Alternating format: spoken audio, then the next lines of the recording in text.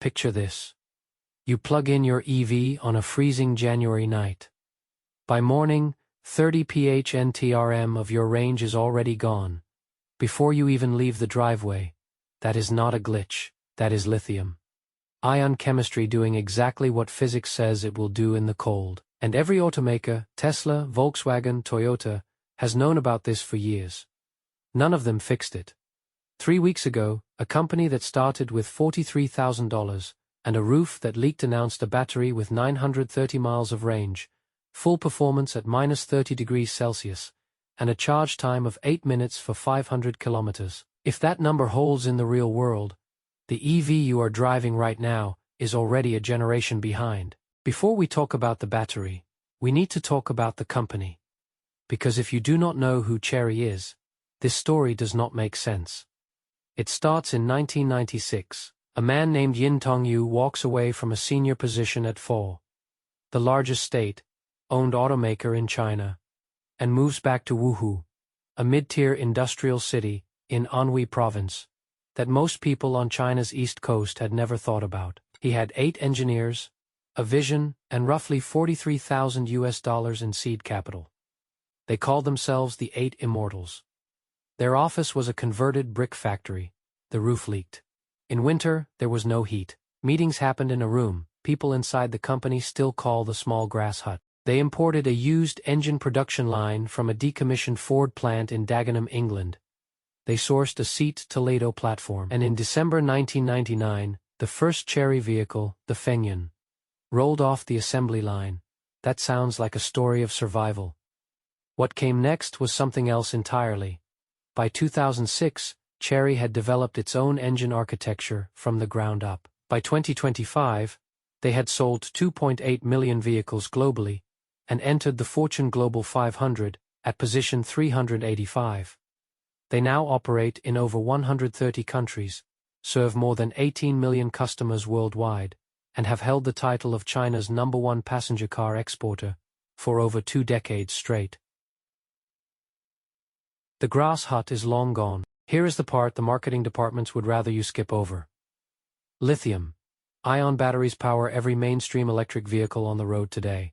From Tesla to Volkswagen to BYD, they have gotten dramatically better over the past decade. Cheaper, denser, faster to charge. And they are still fundamentally limited by physics that no amount of software updates can fix. Start with energy density.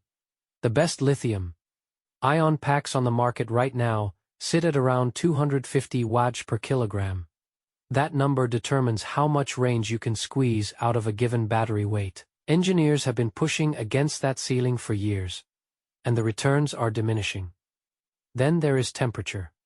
This is where the real story lives. Research from Idaho National Laboratory found that at just 2°C, barely below room temperature, a lithium-ion battery accepts 36 phntrm less charging power than it does under normal conditions. Industry data consistently shows that in freezing weather, electric vehicles lose between 20 and 30 phntrm of their real-world range. Charging times do not just increase, they can double or triple. Every January the same headlines appear. EV owners stranded in parking lots. Charging stations overwhelmed. Queues stretching around the block.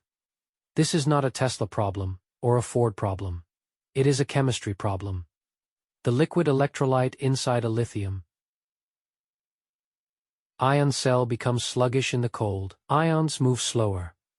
Resistance increases. The battery that drove you 300 miles in September might deliver 210 in February, and it will take twice as long to recover. Add cycle degradation.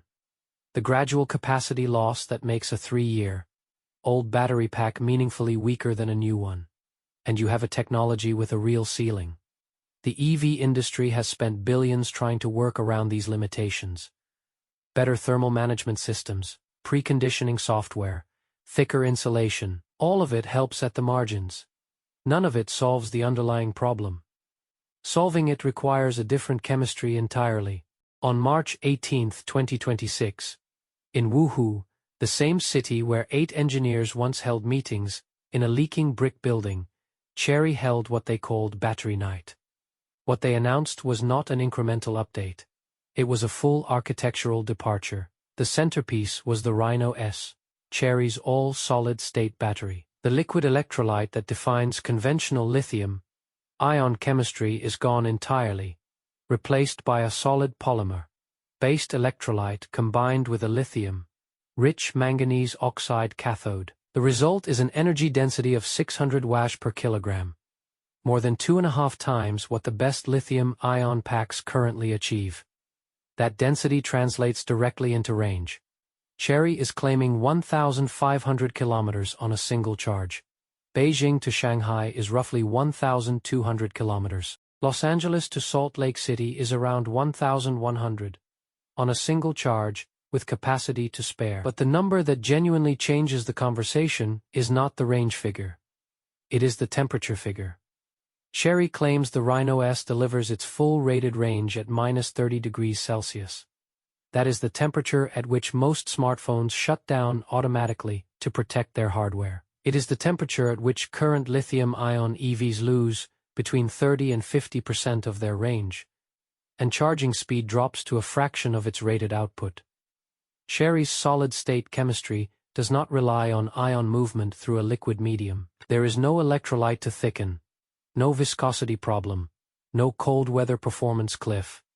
The solid structure maintains conductivity across a far wider thermal range. That is not a marketing claim.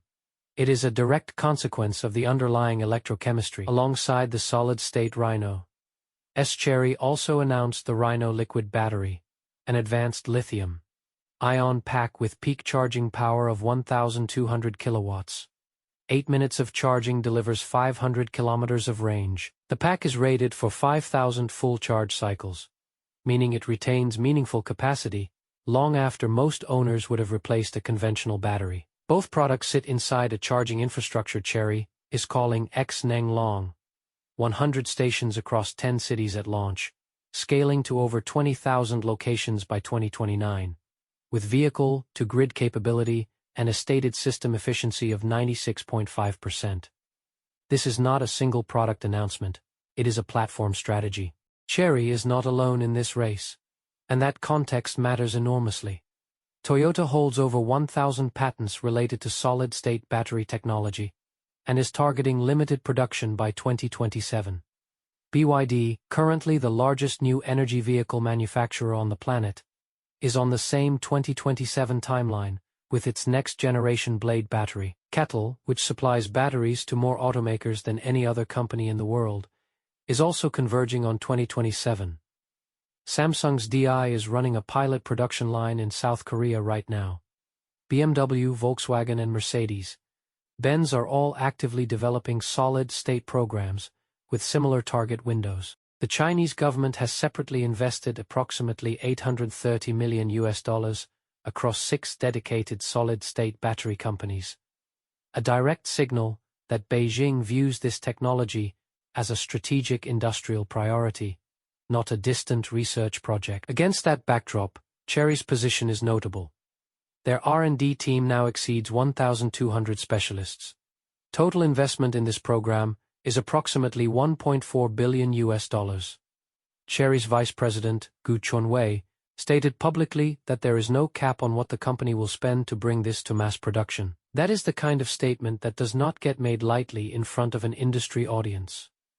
What separates Chery's announcement from a laboratory result is the scale of the infrastructure commitment behind it.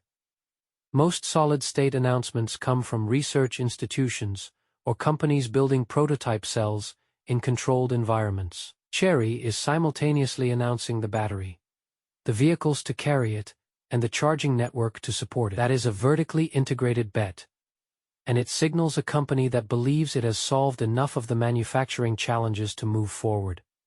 The broader implications extend well past passenger vehicles. Solid-state batteries at scale would change the economics of electric buses, commercial trucks, grid-level energy storage, and energy access in regions currently too remote or too underdeveloped to support conventional charging infrastructure. A village in sub-Saharan Africa with no reliable grid connection, and a vehicle carrying 600 mOh per kilogram of storage, is a very different energy equation than the one that exists today.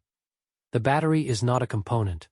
It is the foundation. Whoever achieves solid state at commercial scale does not just compete in the EV market. They set the terms for how energy is stored and distributed for the next 2 decades. A company that began with 8 engineers, a borrowed engine line, and a building that could not keep out the rain, is now standing in the same room as Toyota, Cattle, and Samsung, and making a credible case that it belongs there. The Rhino S has not shipped. Mass production timelines in this industry have a long history of slipping. Skepticism is reasonable, but the engineering rationale behind solid-state chemistry is not speculative. It is real, it is documented, and every major player in the industry is chasing the same destination. The question is not whether solid-state batteries will change the EV industry. They will. The question is, who gets there first? Who scales it fastest? And who builds the infrastructure to make it matter? Right now, a company from Woohoo is making a very serious argument that the answer might be them.